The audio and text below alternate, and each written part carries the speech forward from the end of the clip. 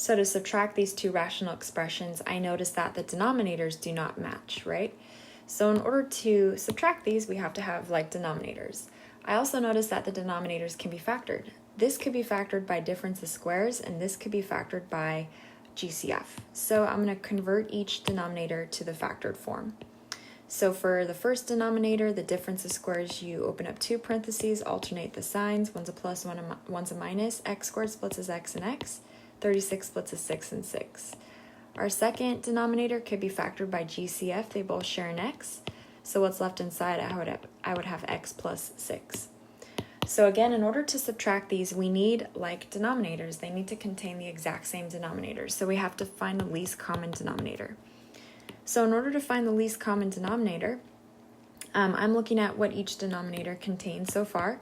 So this first one has an x plus 6 and an x minus 6. So I know it has to have an x plus 6 and an x minus 6.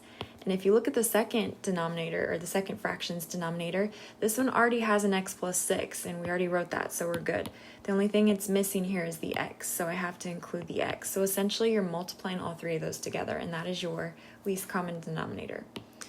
So when I rewrite this, I'm going to have 2, and then x plus 6, x minus 6, and I'm leaving some room there, minus 1 over x times x plus 6. So to make sure that these have common denominators, for the first fraction, I'm looking at what this denominator is missing from the least common denominator, and that would be the x. So if I have to multiply the denominator by x, I have to multiply the numerator by x. When I look at this next denominator, for the second fraction, I notice that it's missing the x minus 6. So I have to multiply the denominator by x minus 6 and the numerator by x minus 6. So let's rewrite this as one single fraction now. I know my denominator is x times x plus 6 times x minus 6, again in any order, because multiplication you can switch the order and just put the x first. All right, so my numerator, I have 2x, right? So 2x, and then this is really x minus 6, right? But because we're subtracting, I do have to keep it in parentheses because it has two terms. And essentially I have to distribute this -1 to both terms in the parenthesis.